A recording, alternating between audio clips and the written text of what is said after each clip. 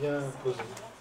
Voilà, donc on a le programme, c'est ça, 15h30, 16h30, et puis après j'aurai 30 secondes, 40 secondes pour faire la conclusion et résumer tout ce qui aura été dit pendant le week-end. J'essaierai de faire ça au mieux. Alors qui veut commencer, Patrick? Je te laisse commencer. Le problème, c'est comment dépasser nos peurs par la fraternité. Bon, bonjour à toutes et à tous. Bonjour. Je dirais d'abord qu'il y a une petite distinction qui peut aussi nous aider, qui peut-être a déjà été faite, comme malheureusement je ne pouvais pas être là depuis le début de votre rencontre, mais c'est la distinction entre la peur proprement dit et l'angoisse. Au sens précis du terme, la peur remplit une fonction positive de prévention par rapport à un risque réel. Si j'ai peur de me brûler, ben, je ne veux pas m'approcher de la plaque chauffante. L'angoisse, c'est différent parce que autant la peur remplit une fonction positive et préventive face à un risque réel, l'angoisse crée au contraire une situation d'immobilisation. Là où la peur, si c'est vraiment une peur au sens instinctif et biologique du terme, remplit une fonction positive, l'angoisse remplit au contraire une fonction contre-productive d'immobilisation face à l'avenir. Donc cette distinction, elle me paraît utile parce que il y a un certain nombre de raisons où la peur devrait remplir des fonctions positives. Par exemple, avons-nous raison d'avoir peur du dérèglement climatique? La réponse est évidemment oui. Devons-nous avoir peur d'une prochaine grande crise financière? La réponse est évidemment oui, mais à ce moment-là, la peur au sens précis du terme, elle doit déclencher une capacité de réaction, d'abord d'analyse des causes du risque important que l'on a en face de soi, et du même coup, sur la base de ce diagnostic, la capacité d'une réaction préventive, ou dans les cas où le risque n'a pas été prévenu à temps, d'une capacité de résilience positive. Donc ça, c'est des éléments positifs. Inversement, si on est dans l'angoisse, je dis, oh là là, j'ai peur du dérèglement climatique, j'ai peur de la crise financière, j'ai peur des attentats terroristes, j'ai peur, etc., etc. Mais en réalité, c'est de l'angoisse. Là, c'est le phénomène inverse. C'est-à-dire, on est complètement dans la sidération et au lieu d'être capable d'analyser lucidement les causes des risques et de chercher à les prévenir, ou, dans le cas où on ne les aurait pas prévenus, de chercher à construire des stratégies de résilience après un certain nombre de risques ou de catastrophes, eh bien, l'angoisse, au contraire, nous immobilise. Donc, j'introduis cette distinction parce qu'elle peut nous aider à garder le côté positif de l'alerte de la peur, mais vraiment au sens biologique du terme, et au contraire de repérer ce qu'il y a de contre-productif et d'immobilisant dans l'angoisse. Du même coup, par rapport à la question que pose François de la fraternité est une capacité à la fois d'intervention dans la gestion des risques réels par rapport à la peur et en même temps une capacité de réponse à l'effet d'impuissance, de sidération, d'immobilisme que produit l'angoisse. Je donne quelques exemples. Quel est le risque suprême quand on voit venir, par exemple, une catastrophe? Ben, le risque suprême, c'est que ça génère de la violence et même, à terme, de la guerre. C'est l'emballement lié aux situations de sauve-qui-peut, de panique, etc. Donc, identifier que l'un des risques majeurs liés qui peut être aussi bien lié à une crise financière, à du dérèglement climatique ou à n'importe quelle cause de catastrophe qui peut subvenir, et nous avons l'embarras du choix en quelque sorte sur les catastrophes qui peuvent survenir ou qui sont déjà survenues. Si on identifie que l'un des risques supplémentaires de la post-catastrophe, ce n'est pas l'événement en lui-même, mais c'est le déclenchement d'une logique de sauve-qui-peut, de violence et même à terme de guerre. À ce moment-là, on comprend tout de suite que la fraternité et la préparation de réponses fraternelles est au contraire un élément central, à la fois à titre préventif et en même temps à titre de logique de résilience. Contrairement à l'idée reçue, dans la plupart des situations de catastrophe, la plupart des êtres humains ne réagissent pas par du sauve-qui-peut, de la violence, de la guerre ou du pillage. Ils réagissent au contraire plutôt par des comportements de solidarité. Si vous lisez un livre qui est par ailleurs très noir sur bien des points, celui de Pablo Servigne et Raphaël Stevens intitulé « Pourquoi tout peut s'effondrer », et d'ailleurs, quand on lit le livre, on s'aperçoit que le titre est exagérément optimiste, parce que le vrai titre, ça serait plutôt « Pourquoi tout va s'effondrer », et qui résume en quelque sorte l'ensemble des études scientifiques depuis une dizaine d'années dans tous les domaines pour montrer pourquoi ce qu'ils appellent la civilisation thermo-industrielle arrive à des seuils d'insoutenabilité tels que la probabilité de crise systémique est de plus en plus importante. Donc l'ensemble du livre est plutôt du côté noir du diagnostic, mais il y a enfin une bonne nouvelle, simplement il faut attendre la page 252, je crois, pour la trouver, c'est que en situation de catastrophe, justement, la réaction des êtres humains est plutôt une réaction solidaire qu'une réaction guerrière de sauve-qui-peut, etc.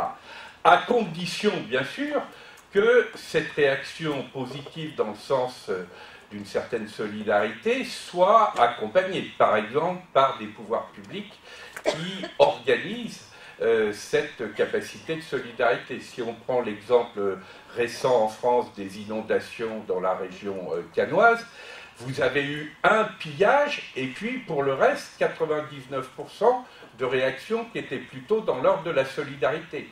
Encore faut-il derrière qu'il y ait un accompagnement de cette capacité positive. Parce que si vous ne prenez pas de moyens, si vous ne l'inscrivez pas dans le temps, si on retrouve des logiques de chaos, alors à ce moment-là, effectivement, il y a de nouveau des risques qui se produisent. Donc, du point de vue des stratégies tant préventives que de résilience, l'approche par la fraternité est un élément qui est tout à fait positif. Et elle est positive aussi, justement, comme alternative aux logiques d'angoisse. Parce que si ma peur ultime, c'est la guerre, la violence avec autrui, ben évidemment, la meilleure façon de sortir de cette angoisse, c'est à pratiquer sans attendre un rapport avec autrui qui va faire baisser ce niveau d'angoisse. Pour ça, j'ai eu la chance, le privilège d'entendre les derniers témoignages, et notamment celui de vous, madame. Bah, on sent bien que immédiatement, il y a une montée d'énergie créatrice, d'énergie positive, qui est simplement le résultat de témoins, de personnes ou de groupes qui ont réagi par de la force de vie à des logiques mortifères. Alors, une fois qu'on a posé ça, ça permet aussi de traiter des questions micro, des questions personnelles, des capacités de réaction face à des logiques qui provoquent de l'angoisse ou de la peur. C'est ce qui permet à un Stéphane Hessel, alors même qu'il était aux portes de la mort, de pouvoir dire « c'est la poésie qui m'a sauvé », parce que c'est en apprenant par cœur des poésies que j'étais capable de résister à cette logique mortifère. Mais c'est aussi la même chose à l'échelle macro. Même si vous prenez le problème à l'échelle planétaire, puisque on a bien vu dans les débats autour de la COP21 qu'une des grandes questions à l'occasion du débat sur le dérèglement climatique, qui est la capacité de l'humanité à éviter la sortie de route en détruisant ses écosystèmes nourriciers, en se détruisant elle-même, eh bien, cette question-là, c'est par excellence la question du frater. Vous savez, le mot fraternité, à l'origine, ça vient de frater, et frater, en latin, c'est le genre humain, c'est l'ensemble de la famille humaine. Donc nous sommes bien sur un terrain où c'est la question du devenir de notre famille humaine qui est en cause, et par rapport à cette situation-là, la perspective politique, géopolitique réaliste, contrairement à ce qu'on nous raconte en permanence, c'est celle qui est du côté de ce que le préambule et l'article 1 de la Déclaration des droits des humains appellent l'esprit de fraternité. Parce qu'il n'y a que la capacité à regarder lucidement l'enjeu du devenir de notre humanité qui est de nature à assurer la prolongation non seulement de sa survie biologique, mais plus encore, et c'est ça qui est le plus important, de sa capacité de conscience, de sa survie et de sa projection sur le plan d'une élévation de son niveau de conscience. Quand vous regardez la Terre vue du ciel, là il y a un changement de posture qui est très intéressant et qui nous vient notamment du fait que la plupart des astronautes sont d'anciens pilotes de chasse. Le pilote de chasse, c'est par excellence la figure de la rivalité, la figure de la guerre, etc. Mais un pilote de chasse, quand il devient astronaute, le bouleversement qui est le sien, c'est voyant la Terre vue du ciel, il change complètement de vision et de posture. Parce que quand vous voyez la Terre vue du ciel, vous ne voyez pas un territoire fermé avec, à l'extérieur du territoire, des barbares, hein, le mot grec barbare à l'origine c'est simplement l'étranger. Les Spartiates étaient des barbares aux yeux des Athéniens, et les Athéniens étaient des barbares aux yeux des Spartiates. Et donc quand vous avez une vision spatiale et limitée, ben forcément le rapport à autrui c'est un rapport de rivalité. Soit parce que j'ai peur que l'étranger vienne occuper mon territoire, soit au contraire parce que je suis dans une stratégie de conquête par rapport à son propre territoire, mais dans les deux cas, le rapport structurant, c'est un rapport propriété-rivalité. Quand vous voyez la Terre vue du ciel, de quoi nous parlent les astronautes, même quand ils ont été pilotes de chasse auparavant? Leur témoignage, c'est d'abord le sentiment de l'émerveillement et de la beauté. Le deuxième élément, c'est la singularité et la fragilité. Cette magnifique planète bleue, tout de suite la question c'est, oulala, est-ce que l'espèce qui est dominante sur cette planète, elle va être capable à la fois de la préserver et de se préserver elle-même? Alors, le couple émerveillement-fragilité, vous pouvez prendre tous les ouvrages de politique et de géopolitique, vous pouvez lire Machiavel, Carl Schmitt, Clausewitz, etc., y compris Raymond Aron, chercher dans l'index et trouver émerveillement, fragilité, vous pourrez aller assez loin. Or, en réalité, la nouvelle géopolitique dont nous avons impérativement besoin pour traiter la question non seulement des biens communs écologiques de l'humanité, mais la grande question, l'humanité est-elle pour elle-même un bien commun? Cette politique de l'humanité dont parle Edgar Morin, elle a besoin d'être capable de traiter la question de la fragilité et de céder de la question de l'émerveillement devant la beauté. Hein, la fameuse phrase de Dostoïevski, le monde sera sauvé par la beauté. Donc ça, c'est une inversion totale de la notion même de réalisme.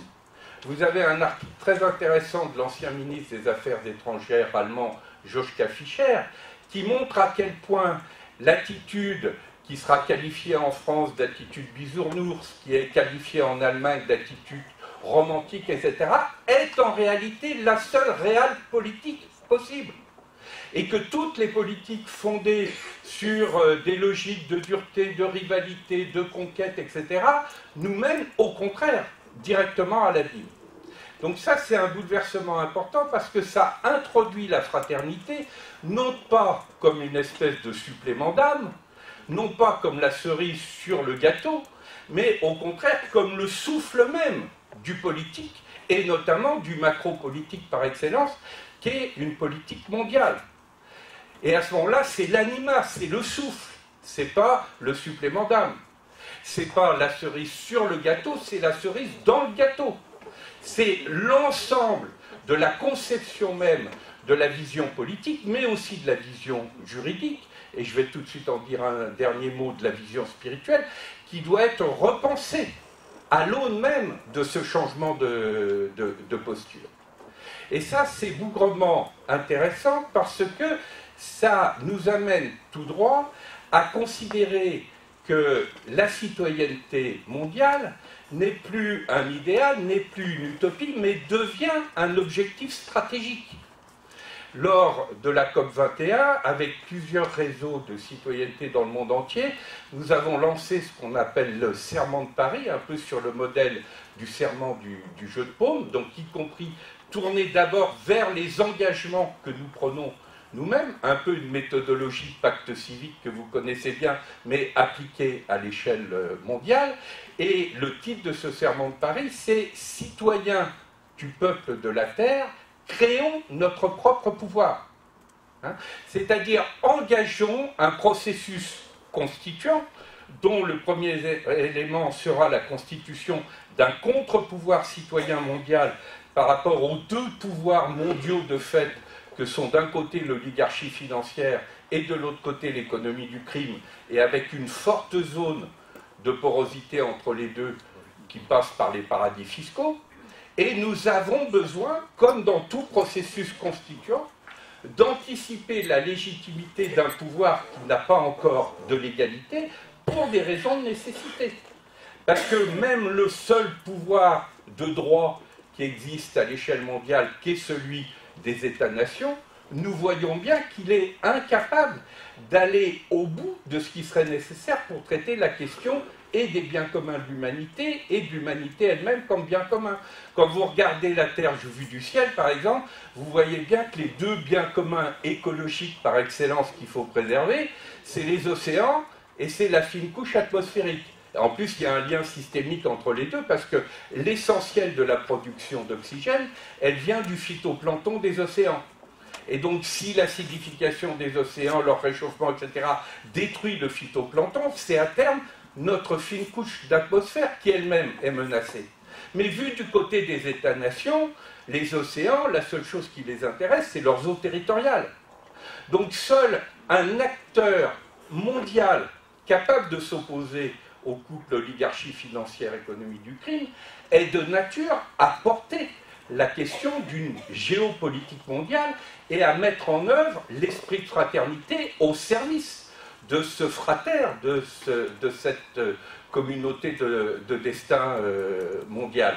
Et ça, c'est tout l'enjeu de ce que nous appelons la société civique mondiale, qui n'est pas simplement la société civile, pour celles et ceux qui participent à des réseaux comme le Pacte civique, comme le collectif Roosevelt, etc., comme le réseau des pouvoirs citoyens qui sert un peu de relais de plateforme collaborative. On parle de société civique, c'est-à-dire la société civique, c'est l'alliance dynamique entre la partie de la société civile qui dépasse ces projets catégoriels, qui sont tous légitimes, et de dire il y a une grande question politique pour le devenir de l'humanité, la police au sens grec du terme, la cité humaine, elle est effectivement menacée. Donc nous assumons pleinement la question politique et en même temps nous sommes prêts à faire alliance avec des acteurs des institutions publiques ou des sociétés politiques, mais nous ne pouvons faire alliance qu'avec des acteurs qui changent eux-mêmes leur rapport au pouvoir, c'est-à-dire pour lequel le pouvoir au sens grammatical du terme, c'est un pouvoir de création qui démultiplie la coopération.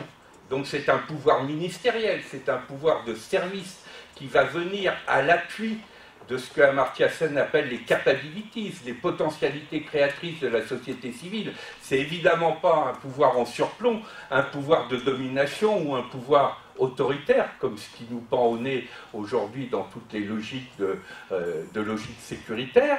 Donc ça, c'est l'alliance avec la partie de la société politique et des institutions publiques, et aussi l'alliance avec tous les acteurs, les médias qui sont prêts à faire un vrai travail d'information et de résister à la dictature de la communication, les entreprises qui sont prêtes à jouer véritablement la carte d'un développement humain soutenable, donc de la responsabilité sociale et sociétale, etc., et les acteurs spirituels. Je vais terminer sur ce point parce que la vie nouvelle, c'est un point important dans son histoire.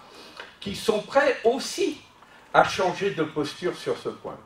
Parce que le rapport propriété-rivalité, qui empêche le politique, qui empêche l'économique, ça j'ai pas le temps d'en parler, mais c'est une évidence avec l'obsession de l'économie compétitive, d'être à la hauteur des grands défis de l'humanité, ce changement de posture sur le plan politique, sur le plan économique, sur le plan juridique, où nous avons besoin de construire les éléments d'un droit qui soit en cohérence avec la Déclaration universelle des droits humains et non pas avec celle du droit juridique des seuls États-nations, ou pire, de droits transnationaux comme le seul droit du commerce, ce couple propriété-rivalité, il est aussi une tentation d'une partie des traditions spirituelles et en partie des traditions religieuses. Parce que le rapport terre promise, peuple élu, il n'est pas présent simplement dans la tradition juive. C'est une tentation qui pèse sur toute religion. Et donc s'il n'y a pas aussi un changement de posture spirituelle, moi j'aime beaucoup aussi tout le travail que Abdenour a fait, notamment sur le terrain même de l'islam, comme interpellation de l'islam. Mais nous avons à le faire dans toutes les traditions spirituelles, y compris d'ailleurs dans les traditions spirituelles non transcendantes, comme les traditions athées ou agnostiques. Mais par exemple, le rapport au divin, ce n'est pas du tout la même chose de dire ce que nous appelons le divin, c'est un divin d'amour, c'est un divin de miséricorde, etc., ou c'est au contraire un divin de toute puissance qui appelle de notre part obéissance et crainte, et qui fait que si on ne répond pas à cette logique de l'obéissance et de la crainte, on est renvoyé dans l'enfer de la mécréance. Et donc ce changement de posture, qui est nécessaire sur le plan politique et sur le plan économique, il nous faut aussi l'accompagner sur le plan spirituel. Et ça donne au passage un sens fort à une notion de laïcité, mais qui n'est évidemment pas une notion de laïcité fermée, sectaire, elle-même dogmatique, qui renvoie toutes les questions du sens sur l'espace privé. C'est au contraire une laïcité ouverte à la Jaurès, qui accueille pleinement les questions du sens, mais qui est très exigeante sur le fait qu'aucune tradition de sens n'a le droit, au nom de son caractère autoréférentiel, à interdire aux autres traditions de dire aussi leur propre voie, leur propre chemin, etc. Moi, c'est ce que j'appelle l'interpellation spirituelle nécessaire des grands faits religieux. Quand je rassemble tous ces éléments, c'est ce que je développe dans le bouquin Fraternité, j'écris ton nom, je dis aussi, du point de vue spirituel, il y a un enjeu majeur qui est le rapport à l'éros, comme le dit Annick de Souzenel superbement dans sa recompréhension des grands textes bibliques. Pourquoi la plupart des religions ont-elles peur de l'éros? L'éros est l'énergie fondamentale par excellence. La montée en qualité d'amour est l'élément central tant sur le plan personnel que sur le plan collectif. La réunification de l'amour et l'arrêt de cette coupure radicale qu'on trouve dans nombre de traditions religieuses qui a peur notamment de l'amour incarné à travers la sexualité, à travers l'énergie du désir, etc., est un des grands chantiers spirituels de ce temps, et c'est la raison pour laquelle je dis souvent « Vive la stratégie érotique mondiale ».